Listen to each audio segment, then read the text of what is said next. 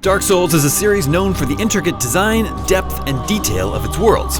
There's so much to do, see, and find in the first game alone that even players who have sunk hundreds of hours into it may have missed some really cool secrets. Whether you're a new player or an old one looking to challenge your knowledge, here are 8 awesome things you might not know about Dark Souls. It's super obvious what's about to happen when you come across this undead dragon in the Valley of Drakes. But did you know there's actually a ramp built into the nearby cliff? It's easy to miss if you're in a hurry, but you can use this ledge to slip right past the dragon if you're not in the mood to fight. Here's another thing that's even easier to miss. While the rest of BLIGHTTOWN seems to operate solely on disease, death, and toxic waste, the elevator near the end of the swamp is actually powered by this dog. I don't really have an explanation, but as long as it's not running around breathing fire all over the place, we're good. We all know the dogs in Dark Souls are the worst, and pretty much 100% of what makes the CAPRA demon boss fight a total pain. If you're feeling cheap, did you know you can actually kill the CAPRA demon from outside its boss room? Just stand about here, line up your shot with a bow, and start chucking fire bombs over the wall. Make sure to realign yourself every 4 bombs, then throw 5 for the third set for a total of 13 fire bombs. If you can do this correctly, then boom, cheap death for a cheap boss.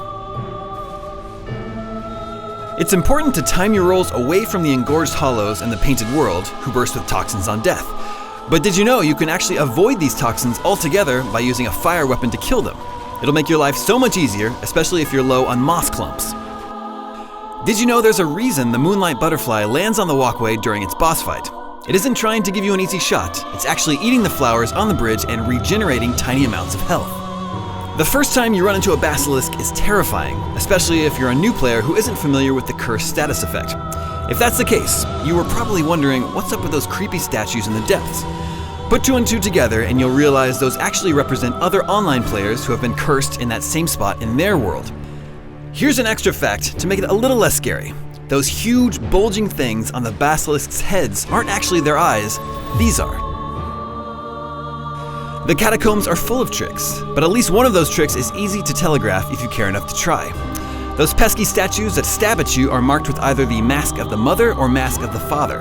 Only the mother statues shoot spikes at you, and they do it via a mask of the child marked on their abdomens. This interesting tidbit is actually sadly symbolic in the context of Pinwheel's tragic backstory.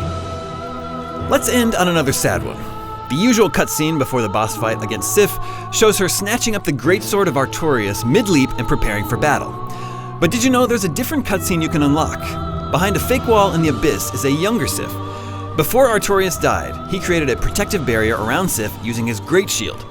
If you free the younger Sif from the abyss and then head to Darkroot Garden to fight Sif in the present day, you'll get a cutscene where she recognizes you as her savior from many years ago, before sadly taking up the greatsword to battle.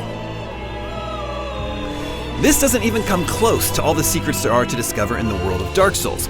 If you knew all these already and have some of your own awesome obscure facts from your favorite Souls game, share them with us in the comments. And for everything Dark Souls, you're already in the right place. IGN.